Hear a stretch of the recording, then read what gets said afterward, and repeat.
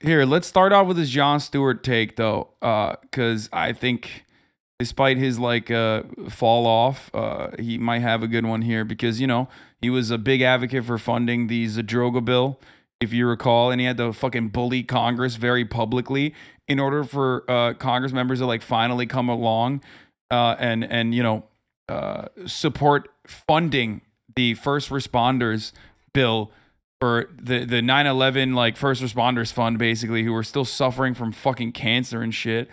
Anyway, I gotta pee though. Point out, just to push back a little bit on this. So the Republicans, when you say what you said, they do not support veterans.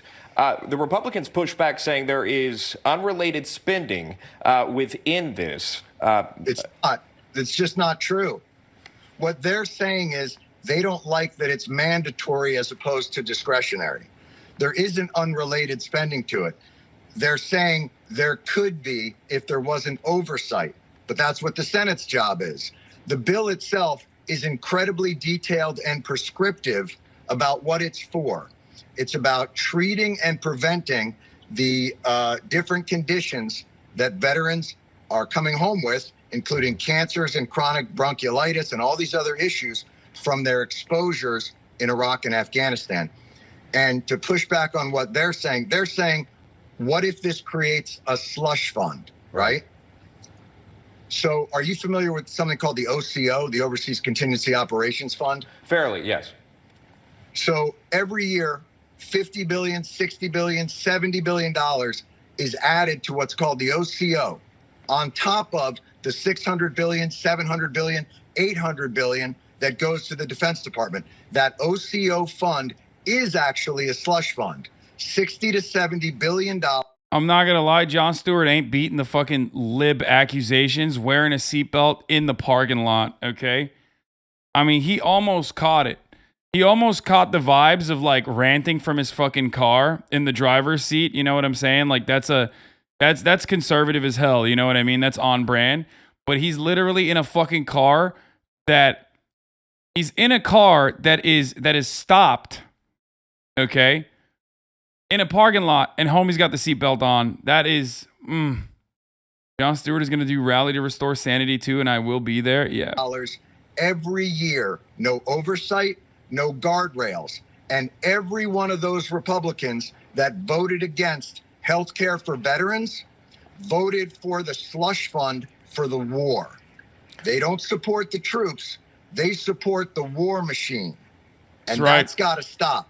Good take, though. I mean, he's right about that. He's pretty basic, like, hypocrisy take, but, like, it is true. That doesn't change the reality that it is 100% true. And he's right about that. Like, if we actually cared about the troops or whatever, right, we would be funding the VA instead of trying to fucking downsize it regularly, trying to gut it, and limiting its reach, limiting its impact. It's an ever-growing pool of people who desperately need healthcare, right? And instead of fucking funding it further, right? They try to use it as an argument against like how socialized medicine simply doesn't work. The value in the U.S. military isn't in the toys. It's not in the hardware. It's not in the tanks. It's in the men and women. And until they... I mean, that's such a lib take. Oh, man. I'm tearing up thinking about how important the military is. Oh, God.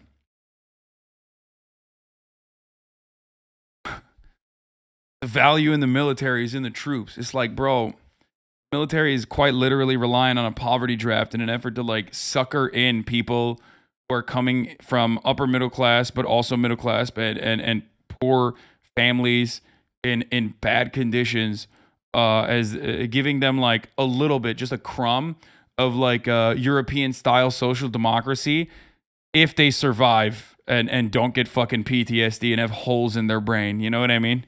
It's great. And its entire purpose is the death and destruction of the third world, pretty much, to serve the military industrial complex. VA has the highest satisfaction of any healthcare scheme in the U.S. True story, Gallup data, I think. Even then, It is still significantly underfunded. But why do they give billions to the Havana Syndrome fucks and not the people who are actually exposed to burn pits in Agent Orange? Because that's the CIA. That's not the military. Those are the real troops. Those are the white collar, mid-level marketing manager energy troops that we have, okay?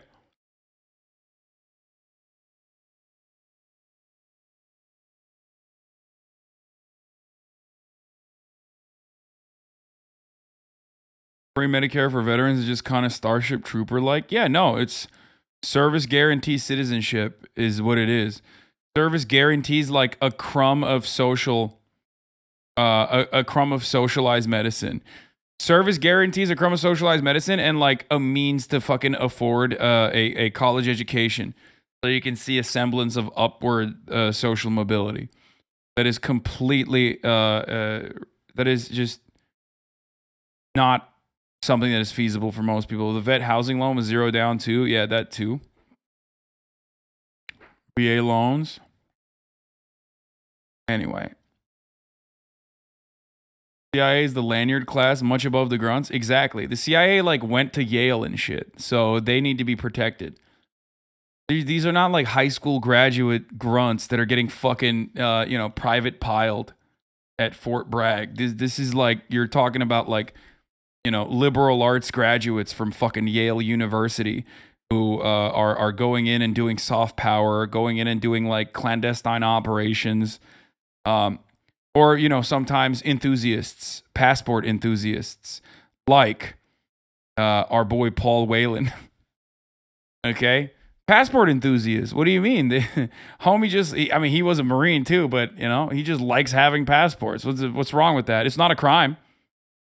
Show me the crime. Show me where it says you can't have 4 passports. Yeah, you can't. Show me the crime of what? Grabbing a USB with information, compromising information in it? Sorry. Yeah, fucking Russia, dude. Taking out people who love passports is fucked up.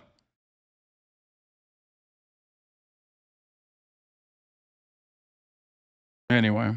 My business provides nurses for VA hospitals, and they're typically 5-6 months behind on payments. So I have to front that money to the nurses to be able to provide. That's why independent companies like mine don't want to deal with the VA, but we do it for the vets pretty much. Doing what the government should be. And that's a story as old as time itself, my friend. The American government shifting over the cost and responsibility of what a publicly funded healthcare infrastructure should look like to third-party corporations. Oftentimes, third-party corporations that quite literally take advantage of the government funds in an effort to squeeze out every ounce of profit they can. They start supporting them in the manner that they purport to online. Yeah. They are hypocrites. It is. Let's see what Jon Stewart had to say. All you care Let's look at him rallying for change. about. He personally signed the proclamation to send me to war. Boy, they haven't met a war they won't sign up for, and they haven't met a veteran they won't screw over.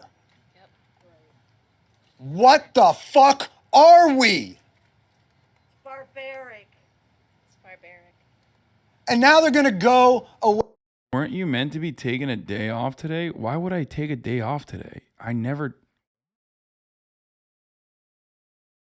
have I ever taken a day off in general? So weird. Pat Toomey says, I've got veterans groups behind me. I call bullshit. These are the veterans groups. VFW, American Legion, IAVA, Wounded Warriors, DAV, AMVETS. They're all here. This is the veterans community, Senator. They don't stand behind you. In fact, you won't let them stand in front of you. He's a coward. Cowards, all of them. Cowards, all of them. And now they... What's up with the sarcastic undertone about Jon Stewart? I mean, dude, he is a bit... Okay. I'm all in favor of funding programs that help veterans, but I'm also in favor of expanding healthcare not just to veterans, but across the board to every single individual, okay? And I think a lot of the things that Jon Stewart cares about is like the hypocrisy itself, rather than like, or issues that pertain to the veterans, issues that pertain to first responders. I don't see this kind of energy or passion out of him for any other issue. I guess maybe like animal welfare too, but like this always has been the fucking play ever of American imperialism: discard the use of Husk veterans. That, and also his Apple Plus show has like a lot of weird centrist tones to it. I feel like Jon Stewart is not focusing his advocacy. He's not focusing his advocacy on you know,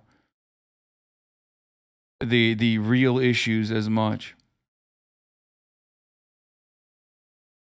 I mean, you can say chatter was tone policing, but the dialogue around Jon Stewart is also a bit tone policing, if we're being honest. No, I mean, he's great. This is great. Great for him. You know what I mean? At least he didn't go the Stephen Colbert route. But it does feel like he just kind of gave up. And his Apple Plus show, which is fucking not great, not doing great at all. His Apple Plus show and the movie that he came out with about like basically centrism showed me at the very least that he like does not understand the politics of now. Vets are only a teeny tiny percent of the entire U.S. population in need. He's continued to shed light on America's war crimes as it follows, and eventually crimes against his own soldiers. They say, well, this will get done maybe in the after we get back from our summer recess, maybe during the lame duck, because they're on Senate time. Do you understand? You live around here. Senate time is ridiculous. These motherfuckers live to 200. They're tortoises. They live forever, and they never lose their jobs, and they never lose their benefits, and they never lose all those things. Well, they're not on Senate. Subscribe Colbert, please. That'd be interesting. I liked the show when I was young, living in a Republican family, but now he's Mr. Showbiz. I think that he has, Stephen Colbert is just like completely checked out. Just like basic, hyper liberal guy.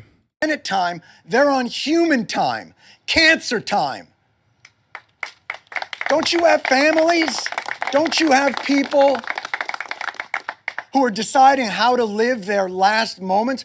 I know some of them. They've been down here advocating with us. They spent their remaining No, I love the Colbert Report. time He's great. advocating so that other soldiers didn't have to face the indignities and the depravity and the desperation that they faced. And none of them will hear it. And none of them care. Except to tweet. Boy, they'll tweet it. Can't wait to see what they come up with on Veterans Day, on Memorial Day. Well, this is the reality of it. I honestly don't even know what to say anymore. I don't think this is the same as Nancy Pelosi aesthetically like putting on the kente cloth or whatever. No, like this is an issue that he truly cares about. I'm glad that he's doing this advocacy. I'm glad that he cares about all this shit, right? Like I'm happy with what Jon Stewart is doing. It's good. If there were any criticisms to be made of Jon Stewart's advocacy nowadays, though, it's just like, it's just I think he's just focusing on areas of change that he can make change in, and that's it. I'm used to the hypocrisy. I'm not used to the cruelty. He says, yeah. I don't think Zoomers have as many people in their generation who enlisted and came back completely angry at all. Colbert Report style satire doesn't really work anymore when reality is too bizarre to satirize. I do Hank Pecker shit regularly. I think you can still do it.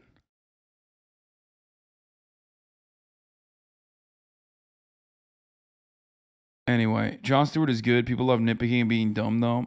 No, Jon Stewart is good. I wish he was better. That's all I'm saying. Do you get it? I wish he was better. But he was always kind of like this, the, rally for sanity type attitude. It's like pretty aesthetics focused liberal stuff that he's always advocated for. But